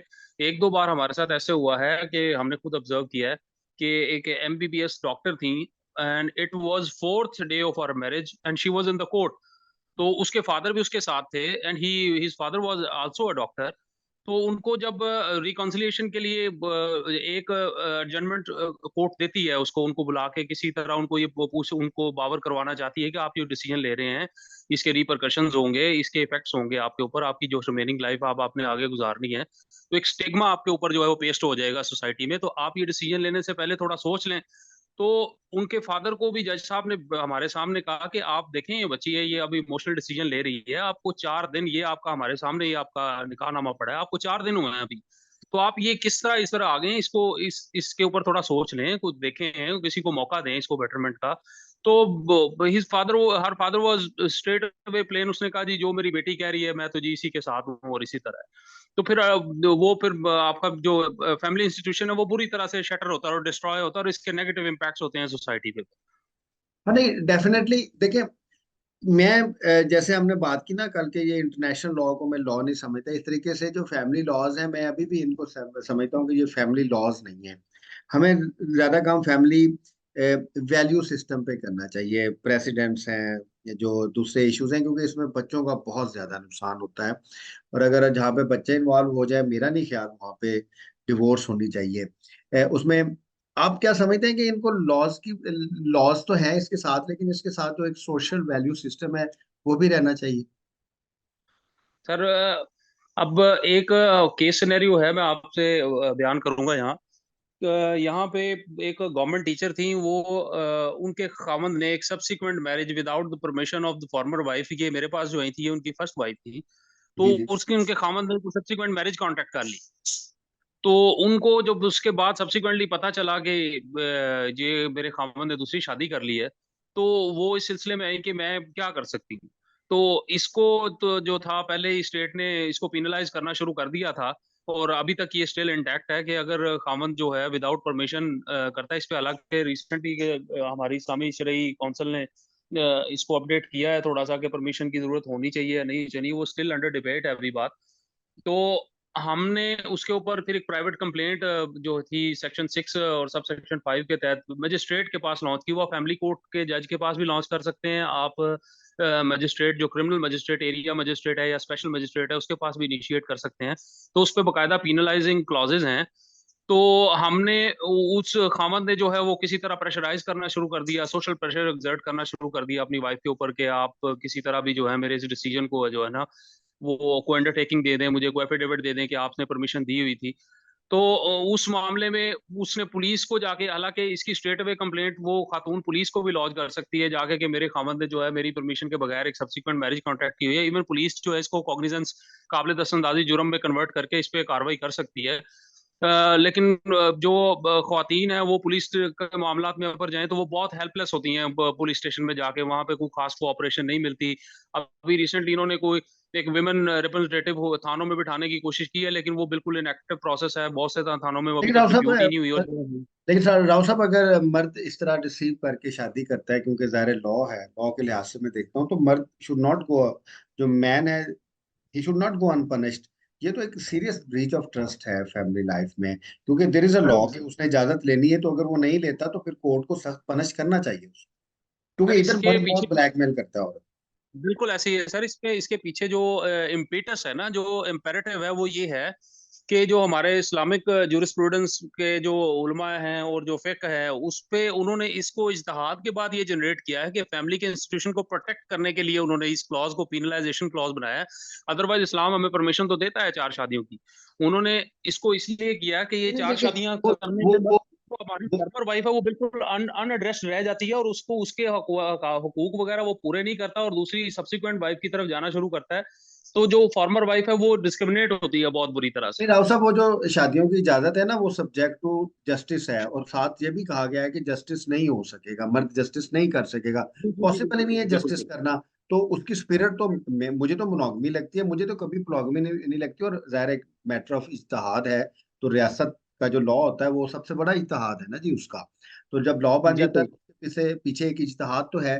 तो what I feel I may be wrong, मुझे तो मोनोगमी लगता है उसमें, और इसको आप एक्सप्लॉइट नहीं कर सकते। अगर वो 4 शादियों की इजाजत भी है तो देन सर्टन कंडीशंस है। लेकिन इस तरीके से आप खवातीन को अगर ब्लैकमेल करेंगे, हमारी बहनें हैं, हमारी बेटियां हैं, तो फिर इस तरीके से तो फैमिली लाइफ नहीं बन सकती ना, कि एक खातून का फोकस एक मर्द है और मर्द का 6 जगह पे फोकस है, 4 जगह पे फोकस है, 2 जगह पे फोकस है। तो फिर खातून ने खुश भी रखना है उसको, हर लिहाज से उसकी खिदमत भी करनी है, तभी जाके वो मैरिज लाइफ चलेगी। तो फिर ये तो फिर औरत की जो एक लाइफ का पोएटिक जस्टिस है, वो हम उसे प्रोवाइड नहीं कर सकेंगे। उसकी अपनी इंडिपेंडेंस है, उसका अपना करियर है, उसकी अपनी लाइफ है। तो वो एक मैरिज कॉन्ट्रैक्ट तो फिर उसके लिए बर्डन नहीं बन जाएगा? सर ये बिल्कुल सही है और ये बड़ी प्लॉजिबल रीजन है। इसको पिनलाइज करने से बहुत सारे मामला हैं। अब हमें नजर आता है कि जो लोग हैं वो सबसे पहले अब consent of the former wife लेने के पे उनका फोकस होता है सब्सिक्वेंट मैरिज करने के लिए। और जो भी लोग हैं इस तरह के, जो इस तरह का डिसीजन सब्सिक्वेंट मैरिजेस का मतलब वो पॉलीगैमी की तरफ जाना चाहते हैं, तो वो हमारे से आगे कंसल्ट करते हैं कि यार इसका क्या सोल्यूशन होना। तो अल्टीमेटली हम उनको यही नसीहत करते हैं और यही सजेशन देते हैं कि आपको जो है you have to take consent from your former wife. अगर आप ये नहीं लेते कंसेंट तो इसकी पीनलाइज क्लॉजिंग है और आप you have to face the consequences. तो उससे ये है कि थोड़ा सा बेटरमेंट का एलिमेंट आता है यस। सोसाइटी में। और ये जो जो अनब्रिडल्ड जो लस्ट फॉर वुमेन है, जो ये बिल्ट इन इंस्टिंक्ट है ये मेल्स में, तो फिर वो उसके बावजूद उनको इसको जो अपने डिसीजन को देखना पड़ता है और वो इस पे सोचते हैं इसके बारे में, इसके इम्पैक्ट के बारे हाँ, और इस लॉ की वजह से दूसरी शादी नहीं हुई, और औरत की जो एक सेफ्टी है फैमिली लाइफ में वो रही है। क्योंकि अगर एक खातून एक खामन के साथ इतना कंप्रोमाइज करके रह रही है, तो खामन के पास तो नहीं है कि उस खातून के साथ निकले या स्केप के तौर पे अपनी लस्ट मैरिजेस करे या दूसरी करे। या हमने बिल्कुल कहा, जितनी भी दूसरी मैरिजेस हैं, उनमें अक्सरियत जो है वो लस्ट मैरिजेस की। Obviously sir. और फिर दूसरा सर देखें, जो सोसाइटी में इस तरह काम करने वाला है, अब हमने दो तीन केसेस में जब हम बिल्कुल हेल्पलेस हो गए, हमें कोर्ट से भी कोई खास रिलीफ नहीं मिल रहा था, पुलिस स्टेशन से भी खास रिलीफ नहीं मिल रहा था, तो फिर हमने देखा कि स्टेट का स्ट्रक्चर जो है, इसमें कोई ऑर्गेनाइजेशंस बनी हुई है, क्यों ना हम उनसे रुजू करते हैं, देखते हैं कि उनकी इफेक्टिवनेस क्या है। तो सबसे पहले हम वुमेन डेवलपमेंट डिपार्टमेंट के पास गए, जो पंजाब के लेवल पे डायरेक्टोरेट बना हुआ है उसका। तो यू विल बी एस्टोनिश्ड कि सर उन वो they have zero working on ground. हम मैं जब वहां पे कंप्लेनेंट के साथ मैंने काम उनके किया, साथ रुजू मैं उधर कोई जी काम जी, नहीं हुआ, कोई काम नहीं हुआ, वो कोई वैसे काम नहीं नाम हुआ। का ही है। उधर बस एक सेक्रेटरी उसके आता है बाद सर और उसने खाना जी पीना जी, होता बिल्कुल खाना पीना था। और उसके बाद सर एक और इंस्टीट्यूशन है, national commission for status of women. है, वो भी उसी का ही है, वो भी किसी काम। वो भी उसी का ही है। वो फेडरल लेवल पे काम कर रहा है। वहां भी आप देखें जी, कुछ भी नहीं है, रिसोर्सेज हैं, बिल्डिंग्स हैं, और वही प्रोटोकॉल्स हैं, और वाकरबा परवरी है। वहां पे कुछ स्पेशल किस्म के लोग उन्होंने लगाए हुए हैं। जो चेयरमैन है वो भी कोई इसी तरह ही, ये किसी की ब्लू आइड बॉय है, कोई वो बैठा हुआ है वहां पे। तो अल्टीमेटली ऑन ग्राउंड उसकी वर्किंग जो है वो कुछ भी नहीं है। और वो सोसाइटी में for the betterment of women या for the betterment of institution of family या बच्चों के लिए उनका कोई रोल नहीं है। बस दे आर व्हाइट एलिफेंट और बर्डन है वो, बिल्कुल स्टेट एक्सचेकर के ऊपर। अच्छा, ये फैमिली लॉज ना वैसे खवातीन को जरूर पढ़ना चाहिए। अब हमने देखा है कि जो रीजंस ऑफ डिवोर्सेज हैं पाकिस्तान की सोसाइटी में, उसमें बहुत सी चीजें ऐसी हैं जो कि इस्लाम में जायज हैं। अब जैसे अब खातून जो है, इंडिपेंडेंट घर उसका राइट है, क्योंकि ज़ाहिर है पर्दे का कॉन्सेप्ट है, उसमें तो वो जॉइंट फैमिली में नहीं रह सकते ना। जॉइंट फैमिली जो इस्लामिक तो नहीं, वो तो हमारा एक इंडियन कल्चर है। अब इंडिपेंडेंट घर उसका राइट है, इंडिपेंडेंस घर की उसका सर्टन राइट्स है। तो हमारे एक फैमिली लाइफ को देख के भी सीरियस कंटेंशन होती है, और मर्द की जानिब से बड़ी स्ट्रॉन्ग चीजें आती हैं, हत्ता कि जो बीवी है उसके राइट्स हैं सर्टन, वो सबसे ज्यादा सेक्रीफाइस करके उसके घर आई होती है। और अगर क्योंकि वो बहुत ज्यादा रिलायंस एक इस्लाम के ऊपर या इस्लामिक लॉ को एक्चुअली वो एक्सप्लॉइट करना चाहता है। तो अगर वो एक साइड पे एक्सप्लॉइट करना चाहता है, तो दूसरी साइड पे जो प्रोटेक्शन है खातून की, उस लिहाज से वो उसको यूज नहीं करना चाहता। लेकिन मेरा आखिरी आपसे क्वेश्चन, फिर then we are going to conclude our debate. जो मर्जी हो जाए, जो फैमिली लॉज हैं उसमें एक्सप्लॉइटेशन किसी की नहीं होनी चाहिए, ना मर्द की होनी चाहिए और ना खातून की होनी चाहिए। उसका लास्ट पार्ट है कि ये तो उनके आपस में मामलात है, लेकिन जब बच्चे आ जाएं तो फिर then there is serious exploitation. उसको आप कैसे समझते हैं कि हमारे जो विजिटेशन राइट्स हैं, या उस पे एक्स हस्बैंड और एक्स वाइफ कैसा रोल प्ले कर सकते हैं, या फैमिली लॉज की इनकंसिस्टेंसी है उसको लेके, विजिटेशन राइट्स को लेके, या वेलफेयर ऑफ माइनर को लेके, या गार्डियनशिप को लेके? Sir sir welfare of the minors है, वो अल्टीमेटली तभी कॉम्प्रोमाइज हो जाती है जब इनके दरमियान में डिवोर्स हो जाती है। एग्जैक्टली। डिवोर्स होने के बाद विजिटेशन राइट्स हैं, उसमें भी देखें जाए तो मैंने जो नोटेबली जो चीजें हमने देखी हैं, वहां पे बच्चों की जो विजिटेशन राइट्स हैं उनको भी बतौर एज अ टूल यूज किया जा रहा होता है कि हम दूसरे को परेशान किस तरह कर सकते हैं। उसके लिए जो है वो फिर एक्सपेंसेस के लिए रिक्वेस्ट आना शुरू हो जाती हैं, टाइमिंग्स के लिए डिफरेंशिएशन आना शुरू हो जाती है। और फिर जो अनरियलिस्टिक किस्म की कॉजेज दी जाती हैं जी, ये कंफर्टेबल नहीं है जी बच्चे वहां जाने के लिए।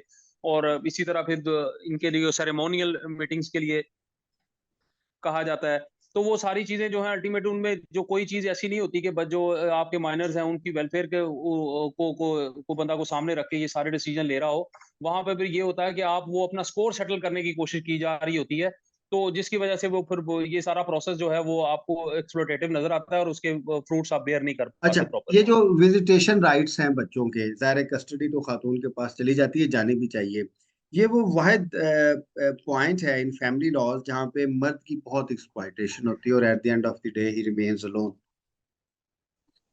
जी सर, ऐसे ही एग्जैक्टली। और वहाँ पे हमें बहुत सारे जगहों पर जो है कोर्ट्स में जो फादर्स हैं उनकी तरफ से बड़ा प्रोटेस्टिंग जो है उनका बिहेवियर हमें नजर आता है। लेकिन कहने का मकसद ये है कि वहाँ पर उनकी सुनवाई इस मामले में है बिल्कुल नहीं, क्योंकि प्राइमरीली जो चीज देखी जाती है वो यही देखी जाती है कि जो स्टांस ऑफ द मदर है वो क्या है, और वो उसकी सेटिस्फेक्शन और उसकी कंसेंट के मुताबिक इन चीजों को डिजाइन किया जाता है। जो वेल ऑफ द फादर है या जो ग्राउंड रियलिटीज है उनको बिल्कुल नजरअंदाज कर दिया जाता है।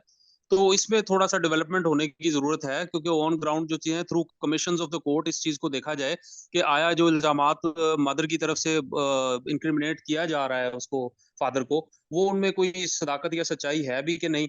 लेकिन ऐसा नहीं होता, क्योंकि उसका स्ट्रेट अवे जो कहा जा रहा है, जो कंप्लेंट या जो अपनी रिजर्वेशंस जो खातून शो करती है, उन्हीं पर सोलली कोर्ट रिलाई करती है, और फिर अल्टीमेटली उसका नतीजा ये निकलता है कि वो फादर एक्सप्लॉइटेड हो रहा होता है उसके end। अच्छा, उसमें फिर थोड़े से अरसे के बाद बच्चे बाप से मिलना ही नहीं चाहते। और अगर बच्चे बाप से ऑब्वियसली नहीं, सर। और अगर बच्चे बाप से नहीं मिलना चाहते, और फिर मेरे ख्याल में father should have a right कि जो एक मेंटेनेंस है, फिर बाप ये भी इनकार नहीं कर सकता कि मैंने मेंटेनेंस नहीं देना। उधर से फिर कोर्ट का एक उसके ऊपर डंडा है, सोसाइटी का है कि नहीं, दीज आर योर किड्स, आप इसको अपब्रिंग आपने करना है। लेकिन उसमें जो उनको एक्सप्लॉइट किया जा चुका है, ब्रेन वॉश किया जा चुका है कि वो बाप से दूर है, तो फिर बाप ने उनको मेंटेनेंस भी देनी है, सारे एक्सपेंडिचर भी देना है, लेकिन वो बच्चे बाप को मिलने के लिए तैयार नहीं। तो अगर खातून के हक में हमने इतनी बात की है, तो जो बाप की एक्सप्लॉइटेशन है, उसकी जो फादरशिप है, there is no doubt about the sublimity of a mother. Mother की जो सब्लिमिटी है, इसके ऊपर कंसेंसस है, there is no issue. But father की भी एक सब्लिमिटी है, इस रिलेशन की भी है।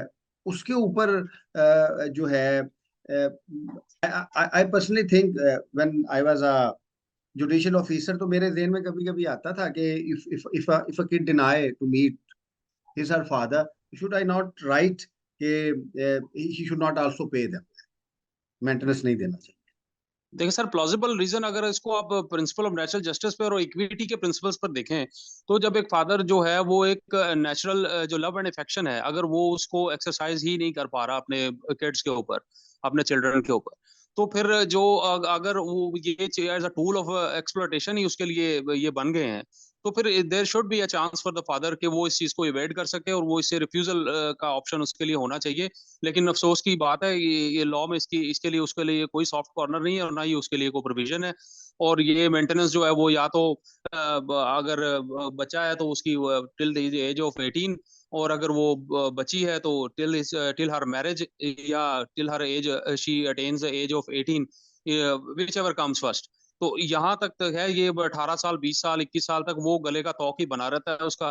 फिर वो उसकी जो मेंटेनेंस होती है, वो मोस्ट ऑफ द टाइम्स जो है उसको एग्जैजरेट करके बताया जाता है कंप्लेंट्स के अंदर, प्लेंट्स के अंदर, जबकि फादर का जो है टोटली उतना उसका जो पेरोल ही ऐसा नहीं होता, उसकी इकोनॉमिक जो पोजीशन है वो ही इतनी स्ट्रांग नहीं होती कि वो उतनी मेंटेनेंस दे पाए।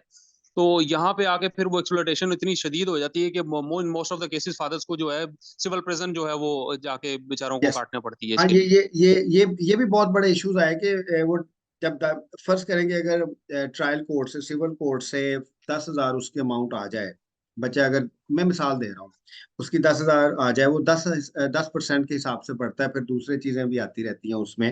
तो फिर एक ऐसा टाइम आता है कि ये, and if the person goes into other marriage, उसके उधर से 2-3 बच्चे हो जाएं, फिर वो तो पूरा उसका एक चेंज हो जाएगा ना। उसका एक जो इकोनॉमिक की डिस्ट्रीब्यूशन है, वो चेंज हो जाएगी।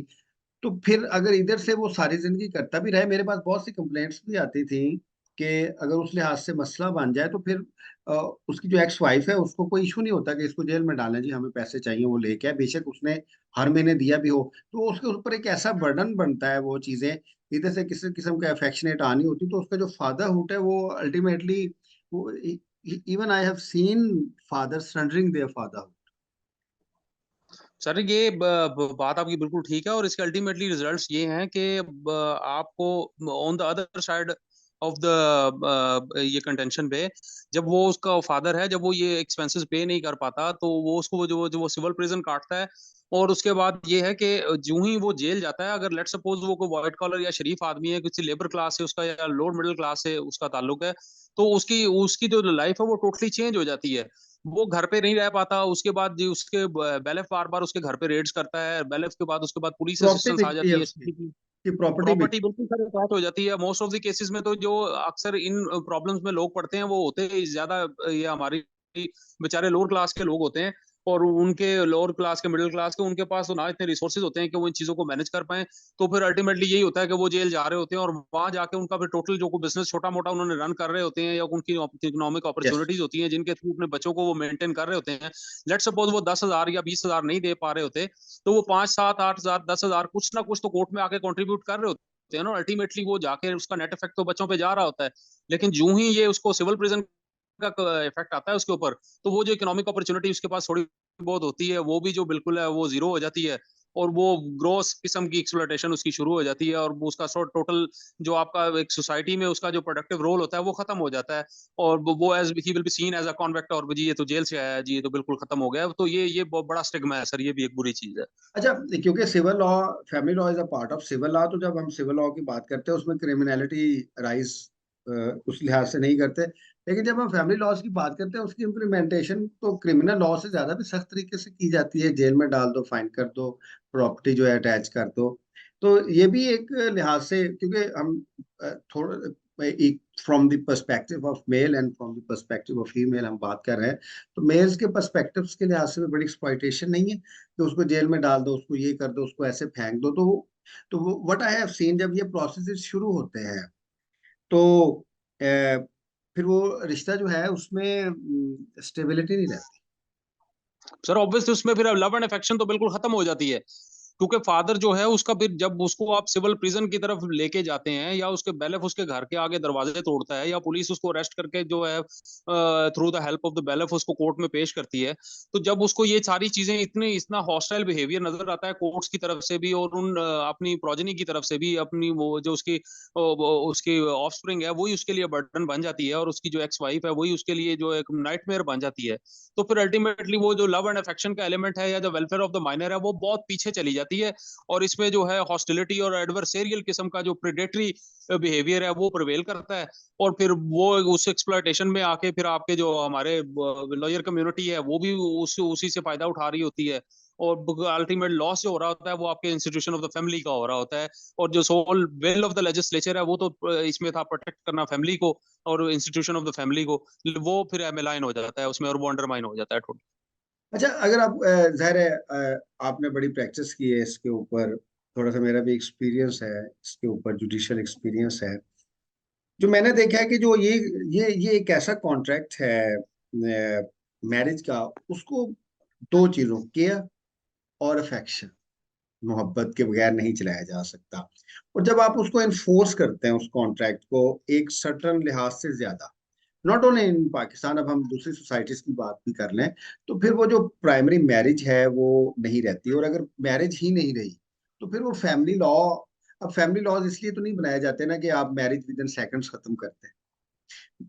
फैमिली लॉज तो इसलिए बनाए जाते हैं कि फर्स्टली मैरिज शुड सस्टेन, और एक ऐसा लम्हा जहाँ पे ये यकीन हो जाए सोसाइटी को कि मैरिज नहीं चलेगी, उसके बाद जो एक ग्रेसफुल सेपरेशन है with certain rights and liabilities, वो होती रहे। इससे ज्यादा तो इसका मेथड नहीं है। इसमें तो आप ये बहुत अगर आप इसको थोड़ा सा भी फेवर में लेके जाएंगे खातून के या मर्द में, तो एक्सप्लॉयटेशन बहुत ज्यादा होगी, क्योंकि पोस्ट मैरिज जो सेंटिमेंट है वो हेट है, नफरत है। जी जी बिल्कुल ऐसा ही है सर, बिल्कुल ऐसा ही है। तो अल्टीमेटली जो वो मैंने आपको बताया पहले भी अर्ज की कि हम लोग फिर उसके बाद ग्रजेस को सेटल करना जो है ना वो उसमें प्राइमरी ऑब्जेक्टिव बन जाता है, और जो चिल्ड्रन है उनको भी as a tool of exploitation इस्तेमाल किया जाता है, और जो फादर है वो अल्टीमेटली हेल्पलेस होता है बिल्कुल।